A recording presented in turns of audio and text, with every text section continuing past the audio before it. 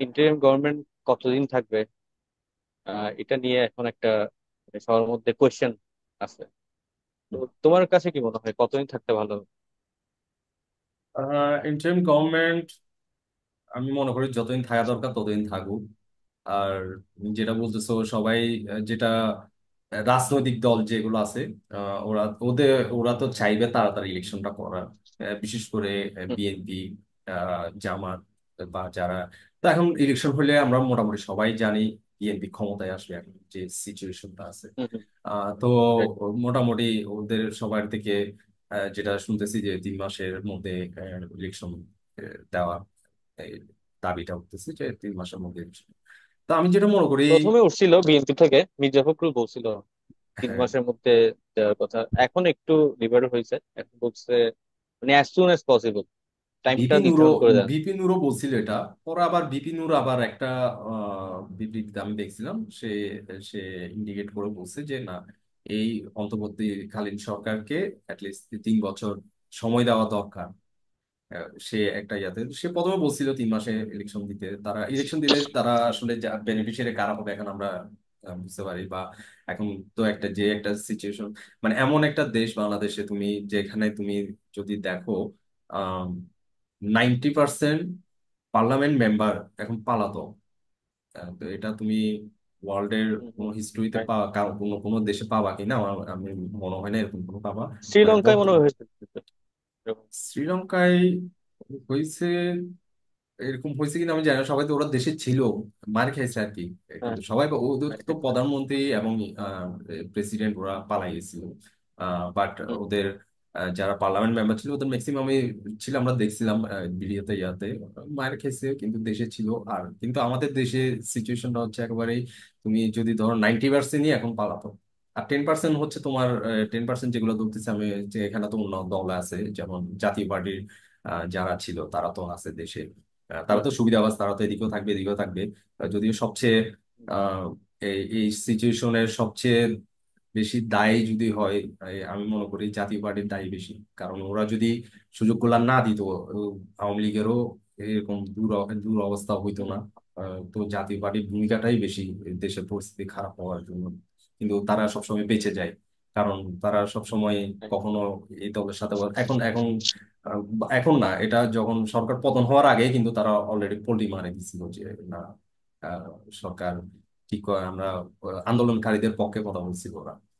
তো Okay, okay. ওদের কারণেই আচ্ছা, বেসিক্যালি ইয়াটা হ্যাঁ, হয়েছে। যেটা বলছিলাম তাহলে, তুমি বলছো যতদিন দরকার ততদিন থাকবে। আমি মনে করি মানে অ্যাটলিস্ট 3 বছর সময় দরকার দেওয়া কিসে কিসে দরকার দরকার। আসলে এই সরকার? হ্যাঁ, মানে স- এই সরকার 3 বছর, মনে করো সাপোজ 3 বছর থাকলো বা 2 বছর থাকলো, ওদের আসলে কি কি চেঞ্জ গুলো আনতে হবে, মানে কোন জিনিসগুলো করতে হবে যেগুলো পরে ওরা একটা নির্বাচন যেতে পারে?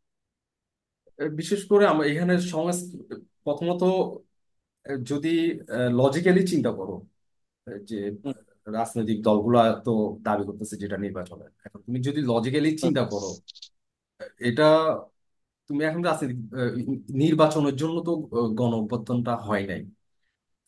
আরেকটা বিষয় হচ্ছে, গণ অভ্যুত্থান তো কোনো রাজনৈতিক দল করতে পারে নাই, সাধারণ শিক্ষার্থীরা করছে। এটা যদি রাজনৈতিক দলের মাধ্যমে হইতো তখন কিন্তু জোর দাবি জানাইতে পারতাম যে না, 3 মাসে নির্বাচন দিতে হবে বা 6 মাসে নির্বাচন দিতে হবে। কিন্তু এখন তো হুম, সিচুয়েশন ডিফারেন্ট, এটা কোনো রাজনৈতিক দলও right. করতে পারে নাই। রাজনৈতিক সরাসরি রাজনৈতিক দলের কোনো আহ, নেতৃত্ব ছিল না এখানে, নেতৃত্বের মাধ্যমে হয় নাই। তার ইনডিরেক্টলি ছিল, ডিরেক্টলি ছিল না। ইনডাইরেক্টলি ছিল, সেটা আমরা ধরবো না ইনডাইরেক্টলি। এটা এর আগে যদি তুমি প্রত্যেকটা গণঅভ্যুত্থান ধরো, প্রত্যেকটা আন্দোলন যদি হিস্ট্রি থেকে বের করে দেখো, রাজনৈতিক দলের মাধ্যমেই কিন্তু হয়েছে। রাজনৈতিক দলের মাধ্যমেই কোন একটা Right. সরকারের পতন হয়েছে। তো এই প্রথম এটা হচ্ছে তোমার কোন রাজনৈতিক দলের মাধ্যমে সরকার পতন হয় নাই, সাধারণ শিক্ষার্থীদের মাধ্যমে গণঅভ্যুত্থানের মাধ্যমে এই সরকার পতন হয়েছে। এবং এটা কোনো নির্বাচনের দাবিতে সরকার পতন হয় নাই। এখানে বৈষম্যের পতন হয়নি। দাবিতে সরকার সরকার পতন, যদিও সরকার পতনের আন্দোলন ছিল না, এটা গণহত্যার কারণে এটা সরকার পতনের দিকে চলে গেছে। তো যখন সরকার পতনের কথা যখন আসতেছিল তখন রাষ্ট্র সংস্কারের একটা ব্যাপার আসতেছিল, যে reform the state, reform Bangladesh. তো এখন রিফর্ম যদি কথাটা আসে, তাহলে রিফর্ম করলে তো তুমি এখন 3 মাসও করতে পারবে না, 6 মাসও করতে পারবে না।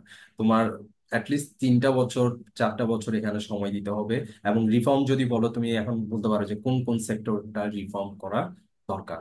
তো এখানে রিফর্মেশনের হ্যাঁ। যখন ব্যাপারটা আসবে, তখন প্রথম ফার্স্ট আসবে হচ্ছে তোমার বিচার বিভাগ এবং প্রশাসন। এটাকে এমন ভাবে রিফর্ম করার দরকার, মানে এমন ভাবে একটা সিস্টেমে আনতে হবে যে আহ, এটাতে না, সবগুলাতে যতগুলো রিফর্মেশন আসবে, যেমন বিচার বিভাগ আছে, প্রশাসন আছে, তারপর দুর্নীতি দমন কমিশন আছে, তারপর আরো ফাইন্যান্সিয়াল যে বাংলাদেশ নির্বাচন কমিশন আছে। এখানে বাংলাদেশ ব্যাংক আছে। বাংলাদেশ ব্যাংক কেমন আছে সেটা অর্থনীতির একটা ব্যাপার আছে, সেই জন্য বলতেছি বাংলাদেশ ব্যাংকের মাধ্যমেই যে আমরা আহ, যে টাকা আমাদের পাচার হয়, বাংলাদেশের ব্যাংকের মাধ্যমে হয়, কিন্তু দেখা যায় গভর্নমেন্ট, বাংলাদেশ গভর্নমেন্ট হয়তো কোনো অ্যাকশন নিতে পারে না, ডেপুটি গভর্নমেন্ট থাকে কোনো অ্যাকশন নিতে পারে না।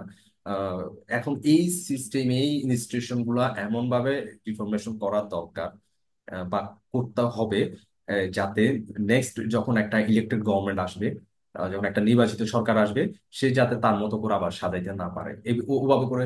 এখন মনে করো 1 বছর টাইম দিলেও কিন্তু, 1 বছর না 6 মাস টাইম দিলেও কিন্তু এগুলো সবকিছু সংস্কার করা সম্ভব। তো করে ফেলবে, সংস্কার করা তো কোনো ব্যাপার না, এই এই দিক থেকে এদিক করবে বা নতুন নিয়ম দিবে, এভাবে করবে। কিন্তু এরপরে তুমি একটা ইলেকশন দিলা, আবার একটা নতুন একটা সরকার আসলো, যেই আসুক, তারপর সে তো আবার তার মতো করে আবার সবকিছু সাজাই ফেললো, সবকিছু গোছাইলো, তাইলে তো এই রিফরমেশনটা তো আর সাকসেসফুল বলা যাবে না। তো তো এখন এমন একটু সময় নিয়ে পড়ে এটাকে এমন ভাবে করা হোক, যাতে এখন যে সংস্কারগুলো আসবে এই সরকারের মাধ্যমে, এগুলা যাতে সামনে যখন ইলেকটেড গভর্নমেন্ট আসবে, সে যাতে তার ইচ্ছা মতো করে সাজাইতে না পারে, বা ইচ্ছা মতো করে দুর্নীতি দমন কমিশনে চেয়ারম্যান কাকে দিবে, পরিচালক কাকে দিবে, এই জিনিসগুলো যাতে তাদের হাতে দেওয়া না হয়। তাদের হাতে যদি দেওয়া হয়, বাংলাদেশ গভর্নমেন্ট, বাংলাদেশ ব্যাংকের গভর্নর কে হবে, এগুলো যদি ইলেকটেড গভর্নমেন্ট যদি সিলেক্ট করে দেয়, যেটা আহ, এর আগে হয়েছে আমাদের বাংলাদেশ ইতিহাসে, তো এটা যদি আবার ওইরকম হয় যে একটা ইলেকটেড গভর্নমেন্ট এসে আবার সব চেঞ্জ করে ফেললো, তাহলে আর এই সংস্কার তো কোনো কাজে আসবে না। তো সময় নিয়ে আমি মনে করি রিফরমেশনটা খুব ভালোভাবে করা দরকার, এবং যাতে সহজে এবং এটা যদি, আমি যেটা চিন্তা করতেছি, যেটা যদি একটা সরকার ইলেক্টেড গভর্নমেন্ট এসে চেঞ্জ করতে পারবে না, এটা যদি পসিবল করতে হয়, তাহলে তখন বিচার বিভাগ সম্পূর্ণ আলাদা করে দিতে হবে। তখন বিচার বিভাগ যদি সম্পূর্ণ আলাদা করে দিতে, তখন বিচার বিভাগ কি করতে হবে, তখন ওখানে ইন্টারফেয়ার করতে হয় যে গভর্নমেন্ট যদি কাউকে দুর্নীতি কমিশনের চেয়ারম্যান বসাই দেয়, তখন তখন বিচার বিভাগ এটাকে ইন্টারফেয়ার করতে পারবে যে না, তুমি এইভাবে দিতে পারো না, সিলেক্ট করে দিতে পারবো না। ওই সরকার যে সিস্টেমে করে গেছে, ওই সিস্টেমে এখানে রিক্রুটমেন্ট হবে, বা চেয়ারম্যান, নেক্সট চেয়ারম্যান ইলেক্টেড হবে।